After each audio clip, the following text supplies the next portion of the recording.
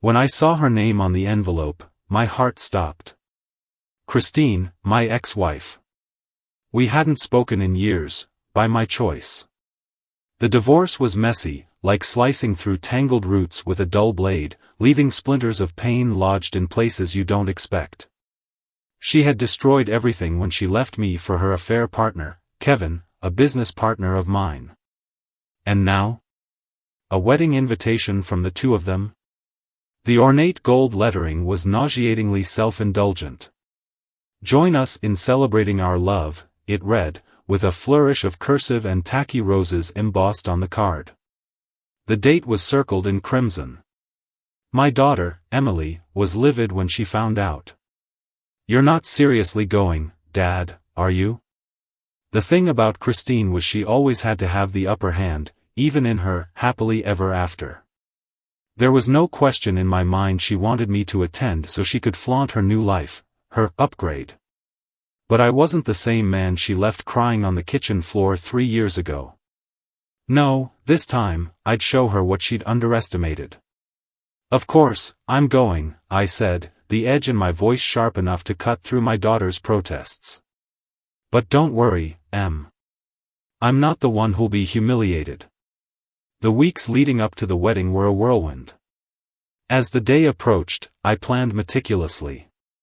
I wasn't about to let her catch me off guard. I dusted off my old tuxedo but quickly decided it wasn't good enough. Christine's taste for grandeur dictated that this wouldn't be an ordinary affair. So, I invested in a tailor-made suit that screamed confidence. Every detail of my appearance would radiate strength, the kind I knew she thought I'd never possess without her. Then came the night before. I stood in front of the mirror, rehearsing my lines like an actor before opening night. What would I say? Congratulate her with a smirk? A casual nod to Kevin's thinning hairline? No, I had to be subtle. Play my part. Let her think I was there as the polite ex until it was time to unveil my plan. The venue was exactly what I'd expected. An over-the-top garden with perfectly trimmed hedges and an abundance of white roses. It was beautiful, but in that sterile, try-hard way that lacked genuine warmth. Kevin and Christine had spared no expense. As I entered, heads turned. I caught a flash of recognition in Christine's eyes as she saw me standing tall. Her smile faltered for just a second before she regained her composure. She approached with that same manipulative charm I remembered too well. "Michael," she greeted, feigning surprise. "You came." "Of course. I wouldn't miss it for the world," I replied smoothly, a tight smile curling at the edges of my mouth. "I wouldn't want to miss seeing you happy." Her expression flickered, a fleeting moment of uncertainty. But before she could respond, Kevin swooped in, a peacock in a tailored suit. "Mike. Glad you could make it," he boomed, shaking my hand like we were old pals. The guests began to notice me. Whispering. Glancing. I wasn't just the ex-husband at the wedding, I was the man whose life Christine and Kevin had torn apart. And yet, I held my head high. The ceremony itself was as nauseating as I'd imagined. Vows that sounded like they were scripted by a Hallmark intern, with Christine batting her lashes and Kevin grinning like a used car salesman. But I didn't let the bitterness seep into my expression. I just smiled, clapping politely when they kissed. But as the day wore on, the real games began. At the reception, Christine made a point of toasting to new beginnings. Her eyes never left me as she spoke. And that's when I realized, this wasn't just about showing off. She had something planned. Something more. The reception was a masterclass in thinly veiled antagonism. Christine always had a way of weaponizing charm, and today was no different. The champagne flowed, the string quartet played their saccharine melodies, and I was seated at a table of strangers, intentionally, no doubt. As I surveyed the room, I could see her weaving through the crowd, perfectly poised and radiant, basking in the attention she craved. Occasionally, her eyes darted toward me, a sly smirk on her lips. Kevin followed her like an obedient shadow, seemingly oblivious to the game she was playing. I nursed my drink, keeping to myself, but it wasn't long before trouble found me. Michael, isn't it? I turned to see a woman with dark, knowing eyes and a conspiratorial smile. She extended a hand. I'm Victoria, Christine's maid of honor. She's told me so much about you. Has she now? I replied, shaking her hand cautiously. Oh, yes, Victoria said, leaning in just enough to make the conversation feel intrusive. She said you might feel uncomfortable being here today. But I told her that a mature man like you would surely handle it with grace. I forced a smile, but inside, I was boiling. Christine had planted her little soldier to gauge my reaction, to needle me in her absence.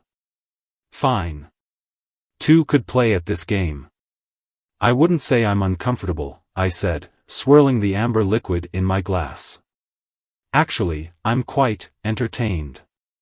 It's fascinating to see how Christine's taste has evolved. Victoria's smile faltered for a moment, but she recovered quickly. Well, I suppose it's a bit surreal for her too, having her past and her future in the same room. You two were together for, 15 years?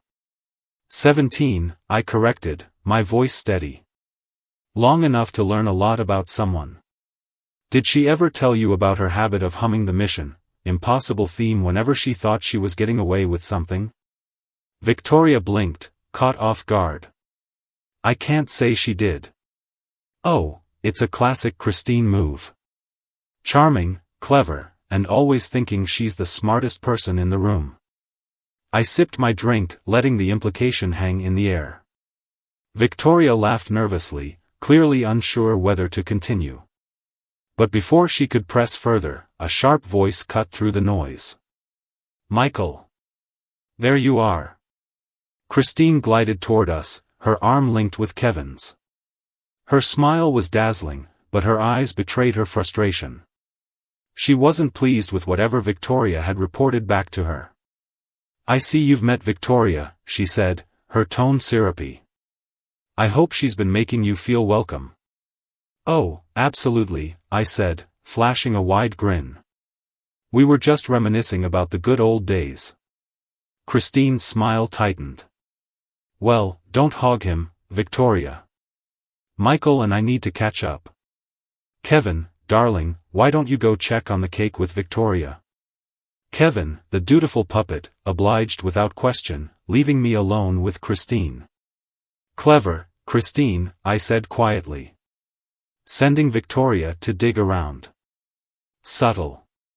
Her smile widened, and for a moment, she looked genuinely amused. You always did underestimate me, Michael. But no, Victoria wasn't digging. She was simply curious. You can't blame her for that, can you? Curiosity's fine, I said, leaning in slightly. But planting landmines in a wedding toast?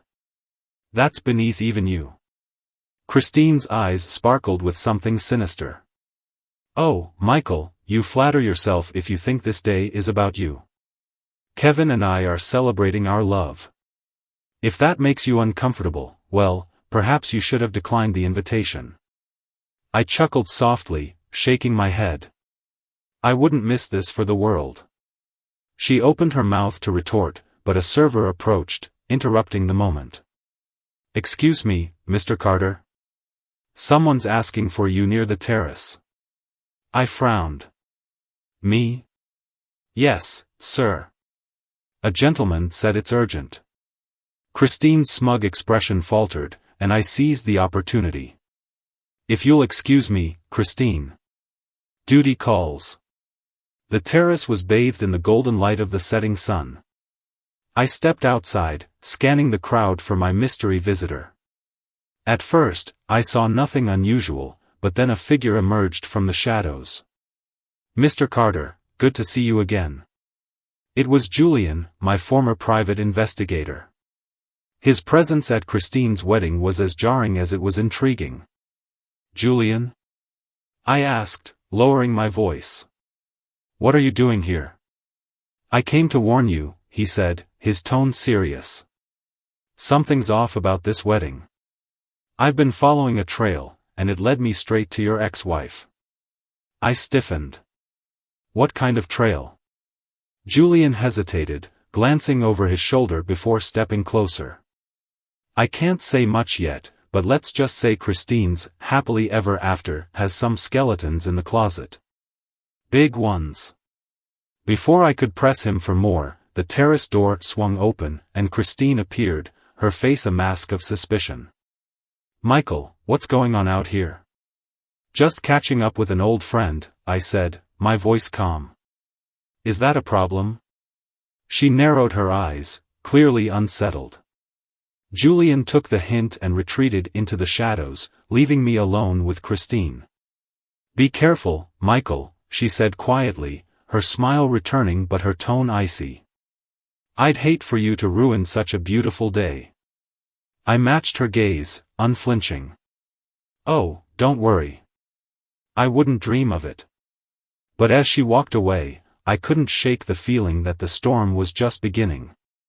The champagne was starting to hit some of the guests, and the garden buzzed with laughter, clinking glasses, and meaningless chatter. But my mind was miles away, replaying Julian's cryptic warning. What kind of skeletons was Christine hiding? And why did he feel the need to warn me at her wedding of all places? I spotted Christine back at the center of attention, laughing too loudly at something Kevin said. She clung to him with the fervor of someone desperate to prove something, not love, though. Control. Image. She lived for the performance, and I was certain now that this wedding was no different. A waiter approached, offering me another glass of champagne. I accepted it and took a slow sip, allowing the bubbles to settle the simmering storm inside me. As the waiter turned to leave, I noticed a small slip of paper folded neatly on the tray. My curiosity got the better of me. Unfolding the paper, I read the words written in sharp, hurried strokes. Meet me in the library. 5 minutes. Don't be late. The handwriting was unmistakable, Julian again. He was playing a dangerous game by showing up here, but if he thought it was worth the risk, then I had to find out why. I casually excused myself from the crowd and slipped into the sprawling mansion attached to the garden. It was a gaudy monstrosity of a house, all polished marble and oversized chandeliers. The library was easy to find, double oak doors with brass handles, cracked open just enough to let me in unnoticed. Inside, Julian was waiting, his face tight with urgency. He locked the doors behind me as soon as I entered. What's going on? I demanded. He wasted no time. Your ex-wife's new husband isn't who he says he is. I've been digging into Kevin's past, and let's just say he's not the squeaky clean businessman he pretends to be. I crossed my arms, skeptical. Care to elaborate? Kevin's been laundering money through his construction business, Julian said, lowering his voice. Millions, maybe more. He's tied to some serious people, shady contracts, offshore accounts. Christine has to know about it, but she's covering for him. Maybe even helping him. I blinked, struggling to process the information. Christine was no saint, but this? If it were true, it explained the extravagant wedding. Why are you telling me this now? I asked. Because she's setting you up, Julian replied. I overheard her talking to one of the guests earlier. She's planning to humiliate you tonight, make you the centerpiece of some twisted toast. But if you want my opinion, this whole thing is a smokescreen. She's hiding something bigger, and she thinks you're too distracted to notice. The weight of his words sank into my chest. Christine was clever, vindictive, and unrelenting. If she was orchestrating something this elaborate, it wasn't just about revenge, it was about survival. Do you have proof of any of this? I asked. Julian hesitated, then pulled out a manila envelope from his jacket. I managed to get my hands on some financial records and correspondence. It's not airtight, but it's enough to make people ask questions. I took the envelope, my hand steady despite the adrenaline coursing through me. Before I could respond, there was a sharp knock at the library door. Julian's eyes widened, and he motioned for me to hide. I ducked behind a tall bookshelf as the doors creaked open. "There you are," came a voice I didn't recognize, male, deep, and dripping with condescension. "Christine's been looking for you everywhere." "I was just getting some air," Julian said smoothly. "Beautiful house. I wanted to see more of it." The man chuckled, though it sounded more like a warning than amusement. "Well, let's get back to the party. Wouldn't want anyone to think you're snooping." Julian nodded, and they left without further incident. I waited a few beats before emerging from my hiding spot, tucking the envelope securely into my jacket. The rest of the evening passed in a haze of polite smiles and empty conversations. I kept my distance from Christine and Kevin, focusing on piecing together the information Julian had given me. As the crowd grew more intoxicated, I slipped away to my car, scanning the documents in the dim light of the interior. Bank transfers, suspicious invoices, emails hinting at offshore dealings, it painted an ugly picture. Julian was right, Kevin wasn't just some sleazy businessman. He was a criminal. And Christine? She was either complicit or being used. A wave of memories hit me, her laughter when I first met her, the way she used to hold my hand like I was her whole world. I wanted to believe she was just a victim in Kevin's scheme, but deep down, I knew better. I closed the envelope, a plan forming in my mind. If Christine thought she could humiliate me tonight, she had no idea what was coming. I returned to the reception just as the sun dipped below the horizon, casting the garden in a warm, amber glow. Fairy lights strung across the venue flickered to life, bathing everything in a dreamy radiance. The guests were tipsy now, their laughter louder, their movements looser. Christine thrived in this chaos, gliding from table to table, ensuring all eyes were on her. She spotted me the moment I stepped back into the garden. Her gaze lingered, and then she turned back to Kevin, whispering something in his ear. He laughed, the kind of laugh meant to make you feel like you were missing the joke. The waitstaff began ushering everyone toward the main stage, where a microphone and a podium had been set up.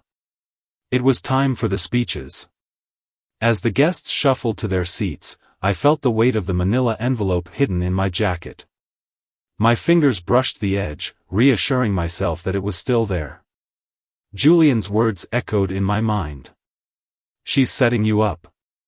Christine stood at the podium now, holding a flute of champagne, her smile radiant. "Ladies and gentlemen, if I could have your attention, please," she said, her voice commanding yet honeyed. The crowd fell silent. "First of all, thank you all for being here tonight. Kevin and I are overwhelmed by your love and support. It means the world to us." She paused for applause, her gaze sweeping over the audience before landing on me. Her smile widened. "But before we dive into dessert, I have a little surprise for everyone. Especially for a very special guest." The crowd murmured with anticipation as Christine gestured for me to stand. "Michael Carter," she announced, her voice dripping with faux affection. "My first husband and a man who, despite everything, agreed to be here today to celebrate with us. Isn't that something?" A ripple of laughter moved through the crowd, and I could feel dozens of eyes boring into me. I forced a smile, raising my glass in acknowledgement. Christine continued, her tone shifting to something darker, almost predatory. "Now, Michael and I had our differences, as all couples do. But what I always admired about him was his resilience. Even when life threw him challenges, he faced them head-on. Isn't that right, Michael?" I nodded, my jaw tight. "Which is why," she went on, "I thought it only fitting to honor him tonight. Because without Michael, I wouldn't have learned some of the most important lessons of my life." The crowd chuckled again, and I felt the first crack of genuine anger ripple through me. But I stayed composed. This was her show, for now. Christine gestured to a waiter, who brought a large gift-wrapped box to the stage. She grinned, milking the moment as the crowd leaned forward in curiosity. "Michael," she said sweetly, "I couldn't let you leave without giving you a little something. A token of our past." She waved me up to the stage, and the crowd erupted in cheers and applause. I moved slowly, deliberately, meeting her gaze with a calmness I didn't feel. The box sat on the podium between us. Christine's eyes sparkled with malicious delight as she handed me a microphone. "Go ahead," she urged. "Open it." I took a deep breath, my fingers curling around the ribbon. I could feel the tension in the air, the crowd's anticipation hanging heavy around us. Slowly, I tugged the ribbon loose and lifted the lid. Inside was a photo album. A seemingly innocuous item, until I flipped it open. The first page hit like a sucker punch. There I was, younger, happier, next to Christine and Kevin. The photo was dated, but the captions written beneath were fresh.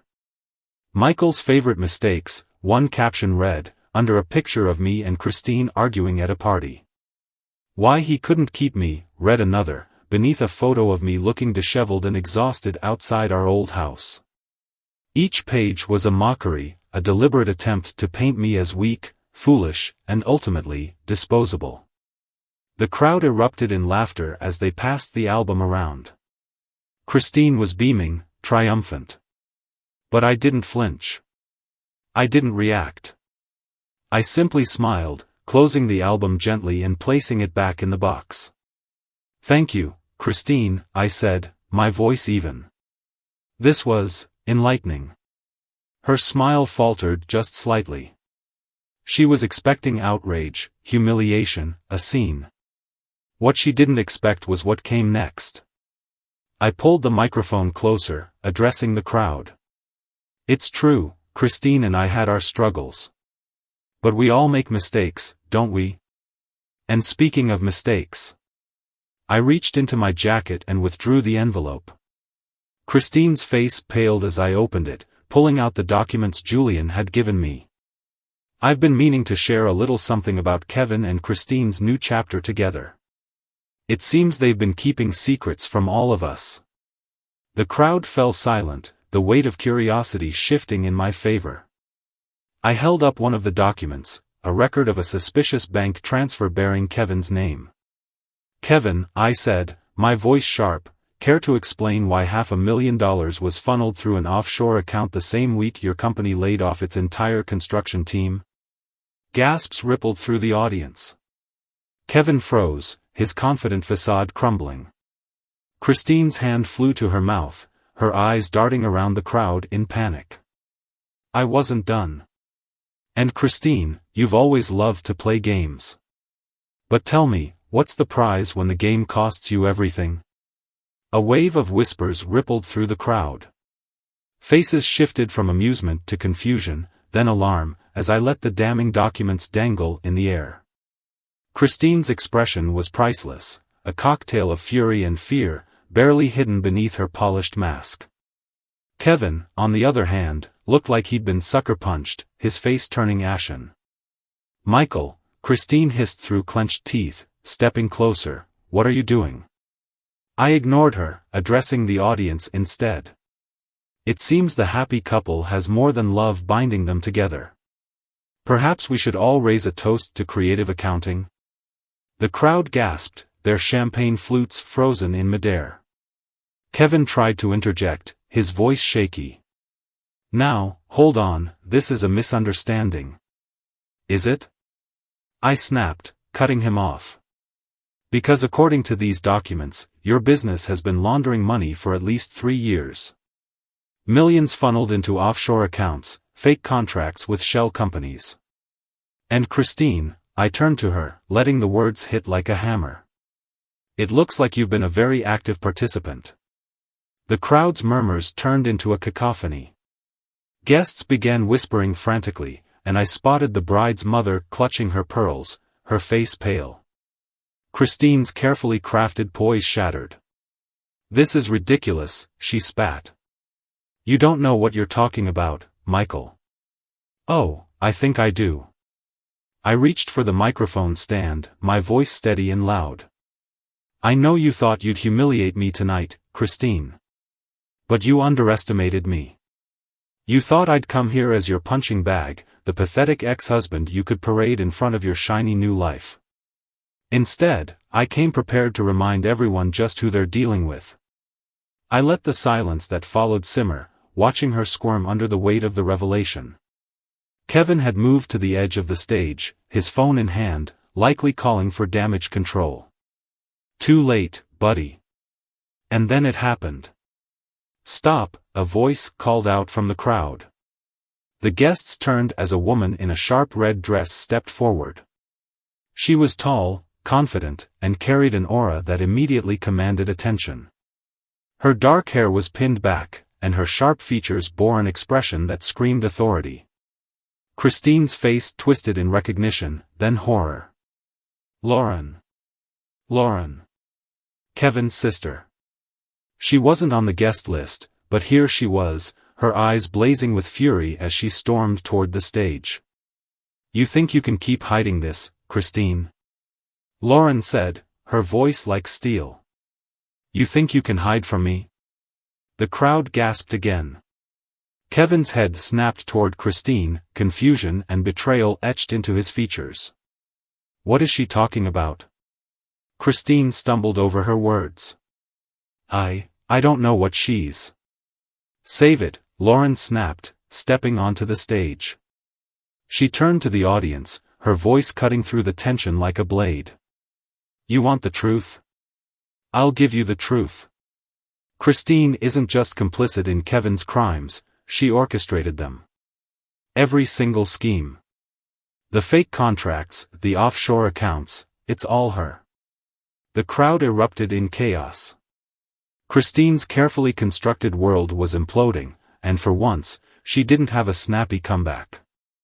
Kevin's face turned red as he rounded on his bride. You told me it was all clean. You swore. I had to. Christine shouted, desperation leaking into her voice. You don't understand. I did it for us. But Lauren wasn't done. For us, she scoffed. Don't make me laugh. The only person you've ever cared about is yourself. Kevin, she's been siphoning money from your accounts for months. She's been preparing to cut and run the moment the authorities get too close. The words hit like a wrecking ball. Kevin staggered back, his jaw slack with disbelief. Is this true? Christine didn't answer. Her silence was louder than any confession. And then, like a well-timed encore, Julian stepped out from the shadows, flanked by two men in dark suits. His voice carried across the crowd. Ladies and gentlemen, I apologize for the interruption, but we have some unfinished business with the bride and groom. He flashed a badge, and the room fell dead silent. This wedding is over. The air in the garden turned frigid despite the warm glow of the fairy lights. Guests, dressed in their finest, now looked as though they were attending a public execution rather than a wedding. Kevin stumbled back a step, his face a mixture of rage and panic as Julian and the two agents stepped forward. What is this? Kevin barked, his voice cracking. Who are you? Julian smirked, pulling a pair of handcuffs from his jacket. Julian Hayes, financial investigator. And these gentlemen are from the Federal Crimes Bureau. Mr. Carter's information gave us the final pieces we needed to investigate the little empire you and Christine built. Christine's face twisted into something animalistic, her eyes darting between Kevin, Julian, and me. This is a mistake, she stammered. Kevin, don't just stand there. Do something. But Kevin was already backing away from her, his face hardening. Me? This is your mess, Christine. You said everything was fine. Oh, don't even try that, Lauren interjected, her voice sharp enough to cut glass. You're both guilty as hell. I've been trying to expose you for months, Kevin. You didn't just ruin the family name, you buried it in scandal. The agent stepped forward, addressing Kevin. Kevin Harding, you're under arrest for fraud, money laundering, and conspiracy to commit financial crimes. You have the right to remain silent. The agent's voice faded as Christine began to scream. You can't do this. It's my wedding day. This is a setup. The agent nearest her didn't flinch. Christine Evans, you're under arrest for conspiracy to commit fraud and money laundering. You have the right to remain silent. No. No. Christine shrieked, her carefully constructed composure shattered beyond repair. Michael. You did this. This is your fault. I stepped forward, my voice calm but firm. Oh no, Christine. You did this to yourself. I just happened to be the one who refused to let you get away with it. She lunged at me, but Julian intercepted her, grabbing her arms and pulling her back as the agents clapped handcuffs on her wrists. You thought you could humiliate me tonight, Christine, I said, keeping my voice steady. But it looks like you're the one walking away in shame.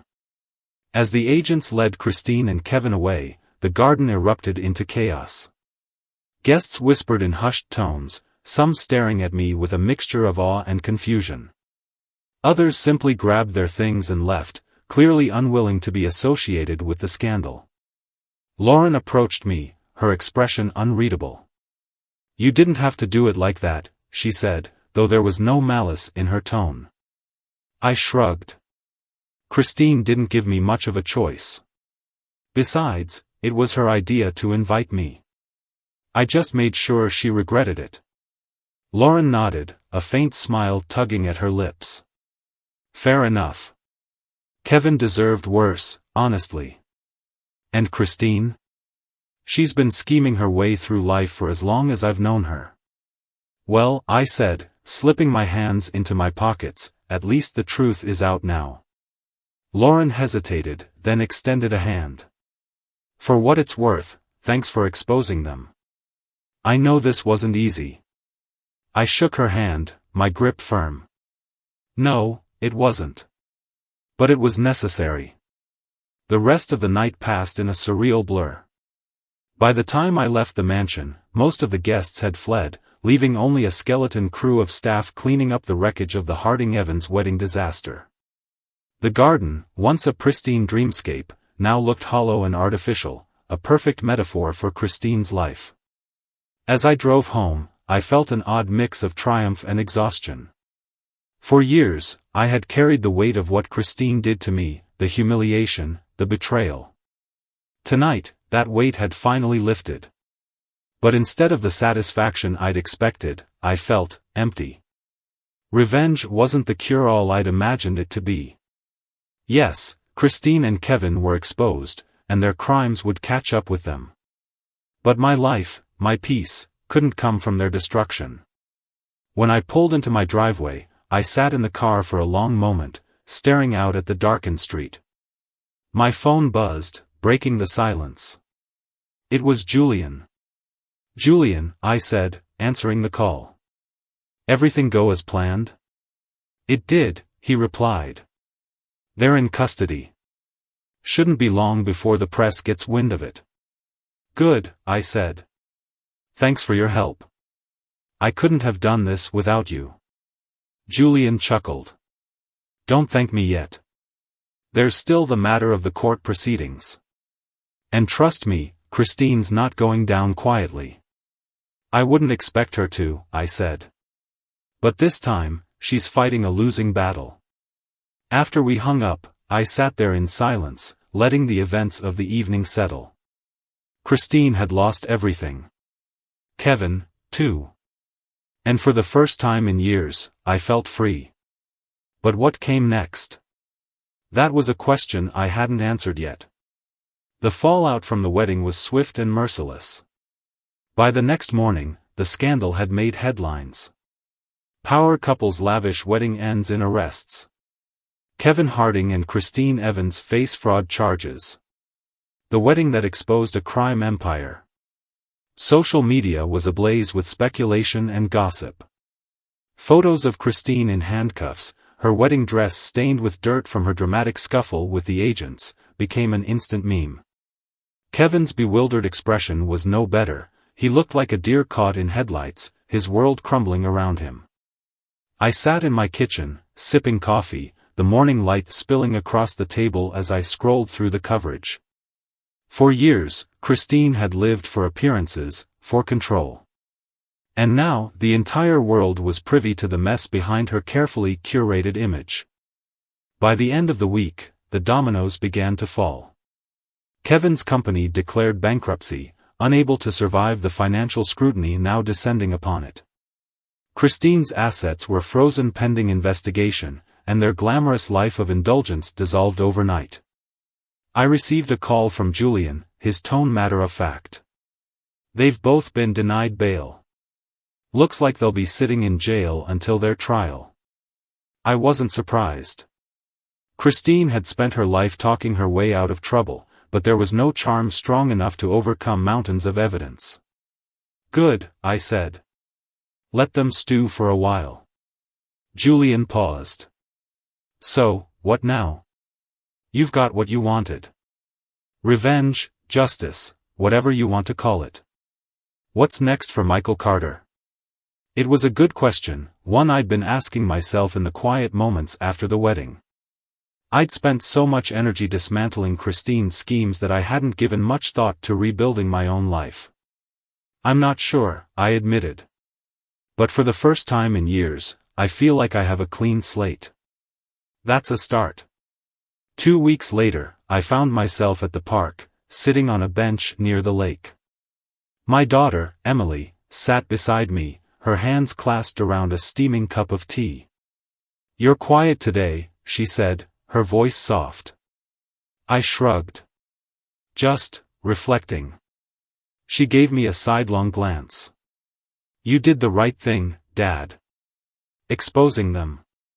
They deserved it." "I know," I said. "But it's funny. I thought it would feel better. Like I'd finally won. But all I feel is relief that it's over." Emily nodded, thoughtful. "That's because you're not the kind of person who thrives on revenge. You wanted closure. And now you have it." I smiled, proud of her wisdom. She had grown so much in the years since Christine left, and I was grateful that we had weathered the storm together. "So," Emily said, turning to face me fully. "What's next?" I chuckled. "You sound like Julian." "Maybe I just want to make sure you're not going to sit around watching the world burn," she said with a smirk. "Don't worry," I said. "I'm not. I'm thinking of getting back to the things I loved before all this chaos. Traveling, maybe. Fixing up the house." She grinned. "And maybe finding someone new?" I laughed, shaking my head.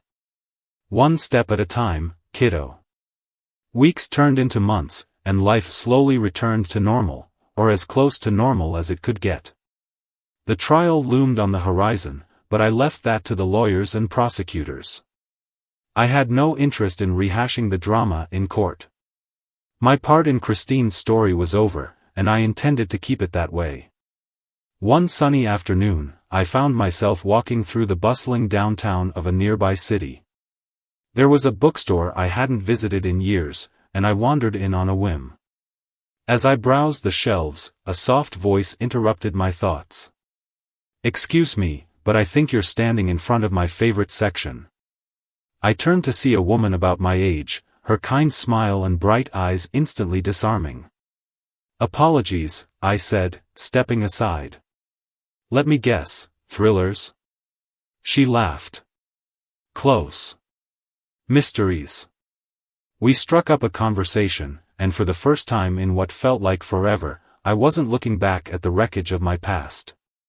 I was looking forward. In the end, Christine's wedding wasn't just the end of her charade, it was the beginning of my freedom. A clean slate, a chance to rediscover myself, unburdened by her betrayal. And as I walked out of that bookstore with a new novel under my arm and a phone number scribbled on a receipt, I realized something.